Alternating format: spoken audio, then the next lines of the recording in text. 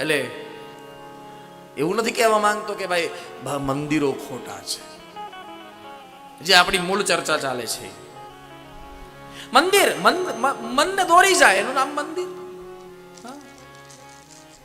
મનને દોરે એ મંદિર. એક છોકરાએ તો મને એમ પ્રશ્ન પૂછ્યો હતો, હું કથા કરીને ગયો અને કથા બિલકુલ આરામથી ચા પીને બેઠો હતો, એટલે યજમાન પરિવારનો દીકરો મને કે ભાઈ મને એક પ્રશ્ન છે. મેં કીધું બોલ ને બેટા. મને કે જવાબ આવડતો હોય તો જ હા પાડજો, નહીં તો ના પાડ દેજો, કોમ્પ્લિકેટ નહીં કરી નાખતા. મેં કીધું બોલ, પૂછ, શું છે તારે? મને કે ભગવાન બધે છે. મેં કીધું હા ભગવાન તો બધે છે. તો પછી મને કે તો પછી આપણે મંદિરે જવાની જરૂર શું છે?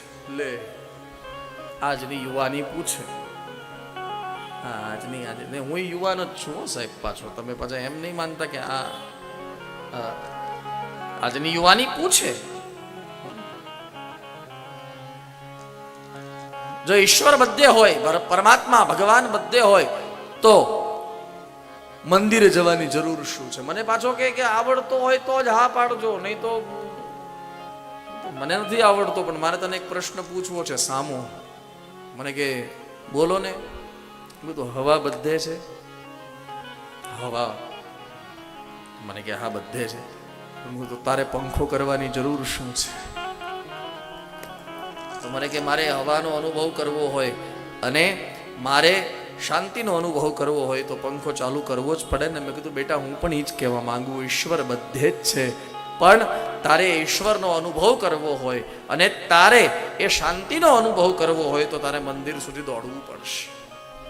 કારણ કે આપણી એ સ્થિતિ નથી કે અત્યારે આપણને ઘટઘટમાં ઈશ્વર દેખાય.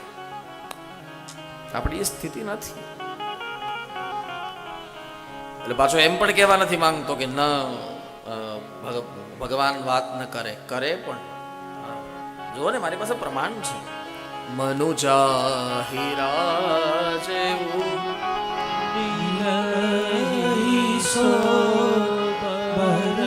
સહજ સુંદર મૂર્તિ બોલે, શું કામ ન બોલે સાહેબ? શું કામ ન બોલે?